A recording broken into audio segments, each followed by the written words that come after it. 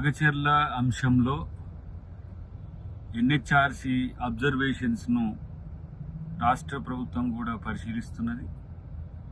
కొంత వాస్తవాలను సమీకరించడంలో లేకపోతే ఇచ్చిన సమాచార లోపమా అవన్నీ గమనిస్తే ఒక 160 ఎకరాలు తప్ప మిగతా 3000 ఎకరాల్లో అన్నీ కూడా రైతులు స్వచ్ఛందంగా ఇచ్చినాయి.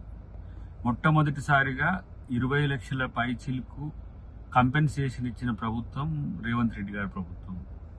రెండవది, ఏ రైతు వచ్చి కూడా బయటకు వచ్చి కంప్లైంట్ చేసిన పరిస్థితి లేదు.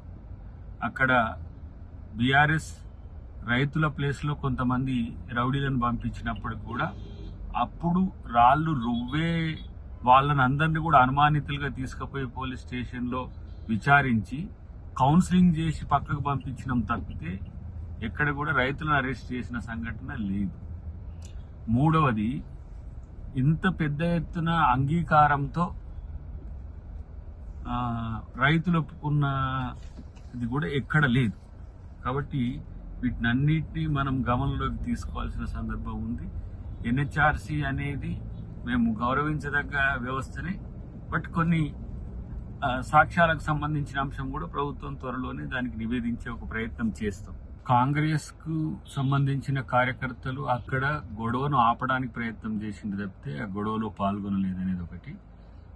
ఆ రోజు అరెస్ట్ చేయాల్సిన పరిస్థితులు వచ్చినప్పుడు దాంట్లో ఎలాంటి వ్యక్తులు ఉన్నా, అది మైనర్లు ఉన్నా లేకపోతే ఇతరత్ర ఎవరున్నా కూడా అప్పటికి ఆ రాత్రికి పరిశీలించి పంపించిందే తప్పితే ఎవరిని కూడా ఉద్దేశపూర్వకంగా అరెస్ట్ చేసిన దాఖలాలు లేవు.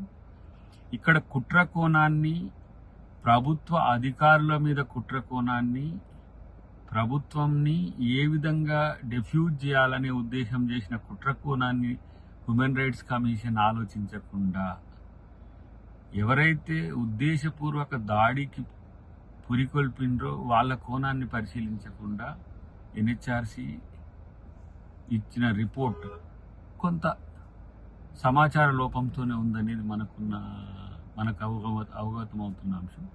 డెఫినెట్గా ప్రభుత్వం మానవ హక్కులను, చట్టాలను, న్యాయాలను అన్నింటినీ కూడా గమనించే ఏ చర్యకైనా పూనుకుంటా తప్పితే ఊరికిని కక్ష సాధింపుతో చేయడానికి కాంగ్రెస్ ప్రభుత్వం ఒప్పుకోదు.